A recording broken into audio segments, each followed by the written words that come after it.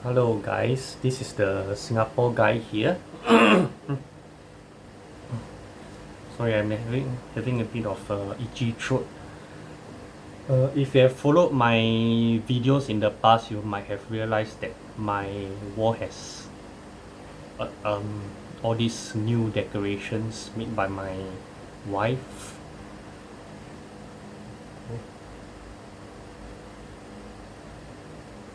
All the butterflies, birds, flowers, you know.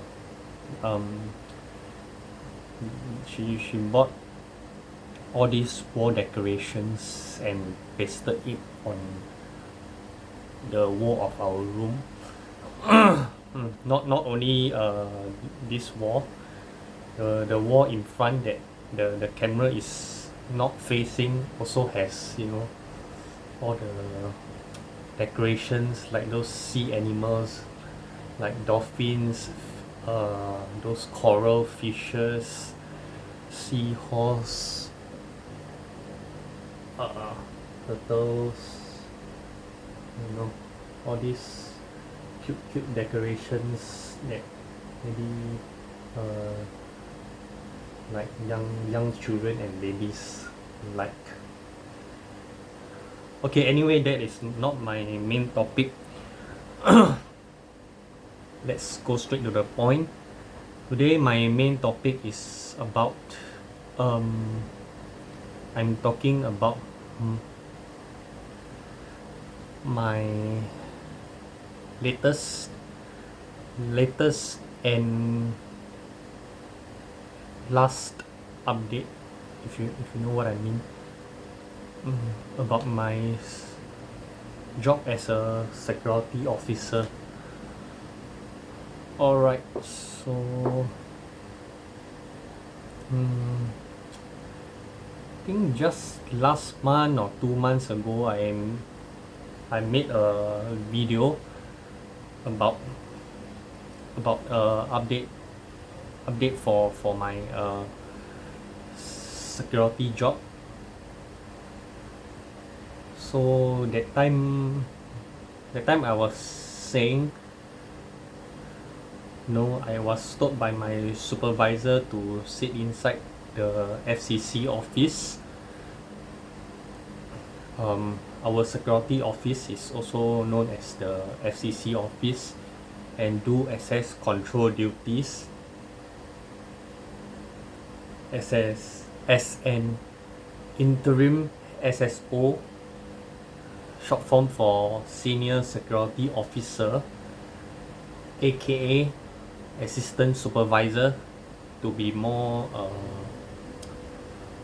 direct, you know.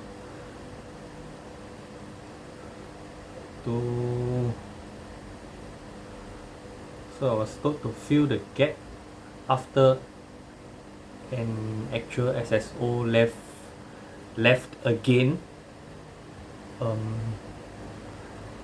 like 1-2 weeks after the last video that I update about my security job. Yeah, so after the actual SSO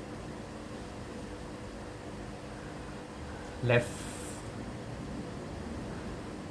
and while waiting for a new SSO to work there,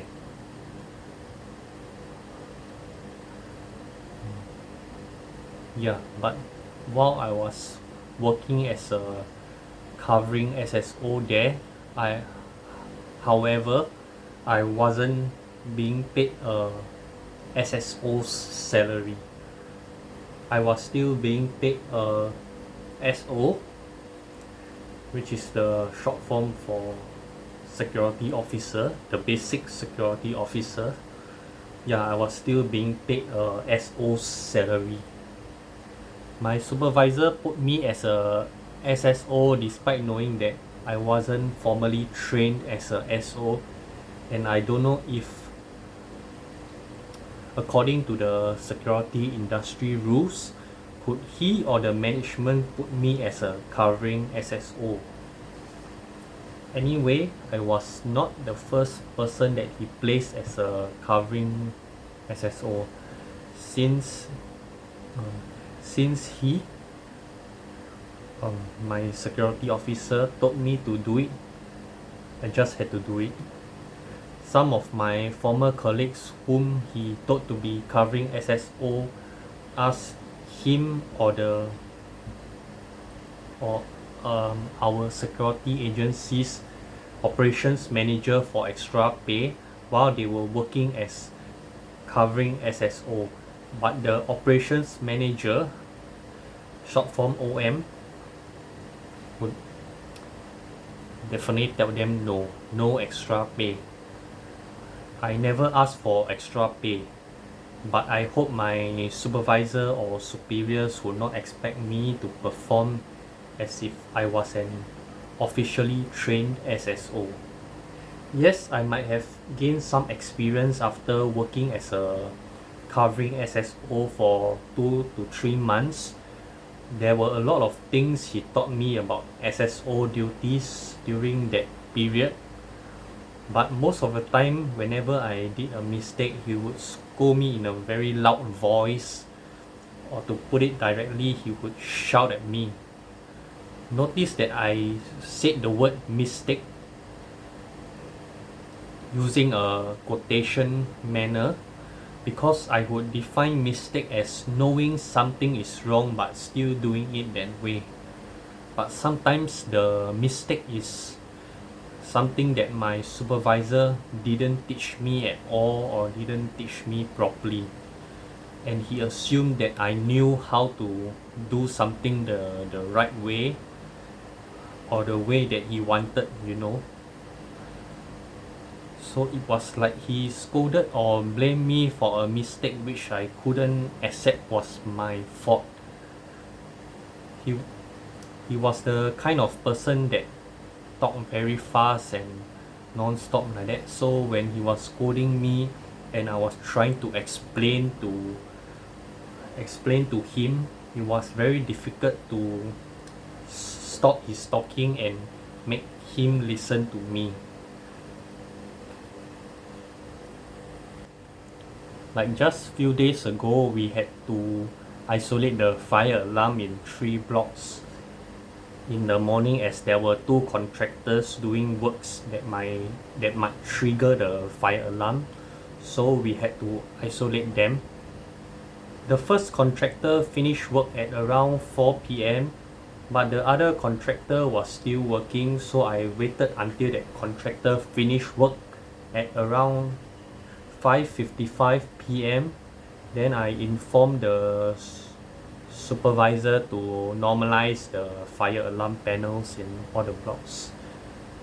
So after both contractors finished their work, I called my supervisor and informed him that all the contractors finished work, can normalize all the fire alarm panels.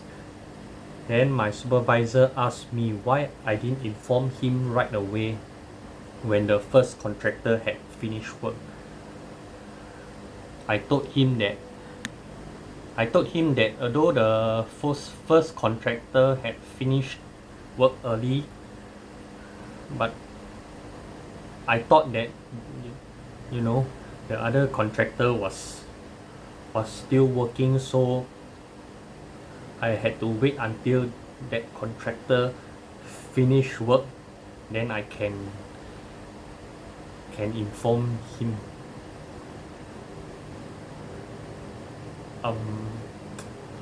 But he didn't accept my explanation and hung up the phone. Around 10 minutes later, he came to the FCC and told me that I should call him right away when the first contractor had finished work, as the first contractor wanted to isolate the fire alarm of 3 blocks and not wait until the second contractor, whom only wanted to isolate 1 block, not wait until the second contractor finish work then inform him.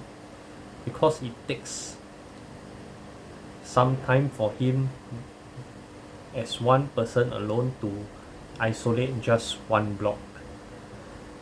And if I inform him right away when the first contractor had finished, he could isolate the other two blocks first, leaving leaving only one block which the other contractor still was working in to isolate later. So he don't need to be in such a rush to isolate all three blocks. Yeah, so instead he had to sorry, pardon my voice. My throat is getting a little stuck. Maybe after this I need to drink some water. So instead he had to rush and isolate 3 blocks within less than 2 hours before he ended before we end work for that day. He also said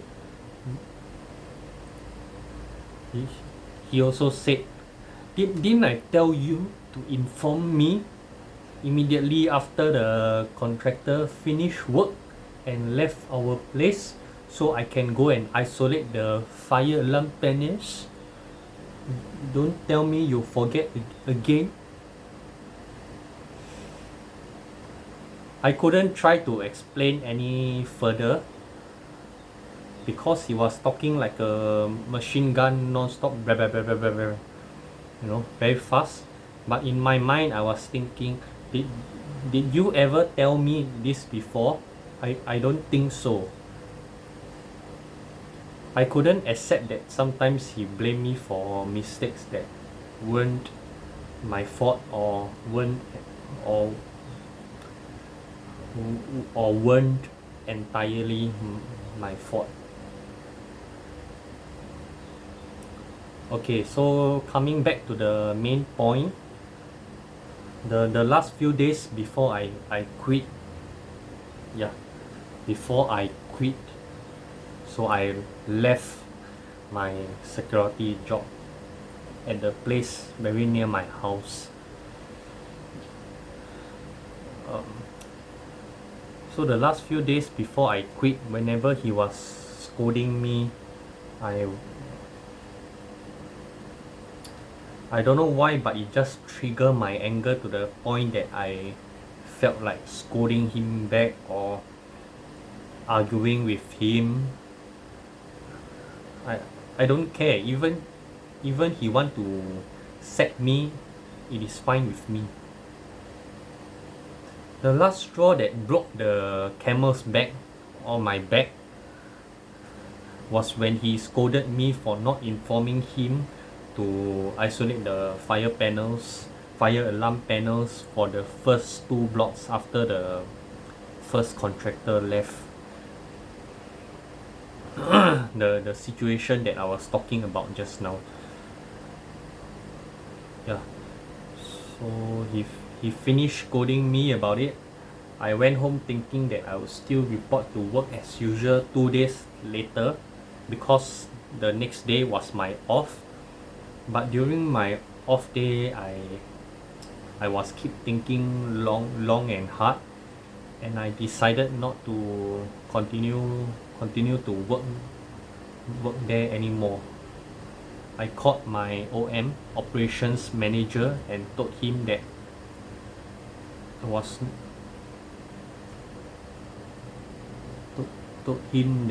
was not going to continue to work there anymore.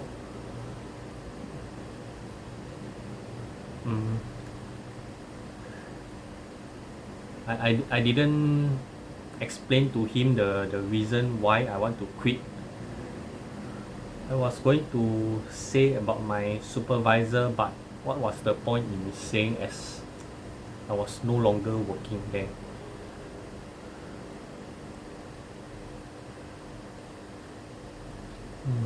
You know, as long as that supervisor is still working there, I feel that no SSO can work there long.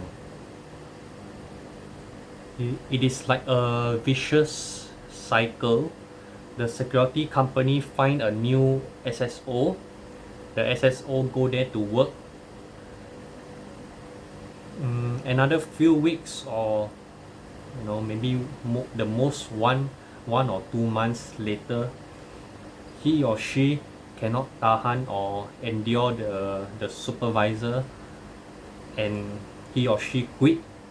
Then the supervisor put a covering SSO in the meantime until they find a new SSO again. So it's like a cycle that don't know when can it end.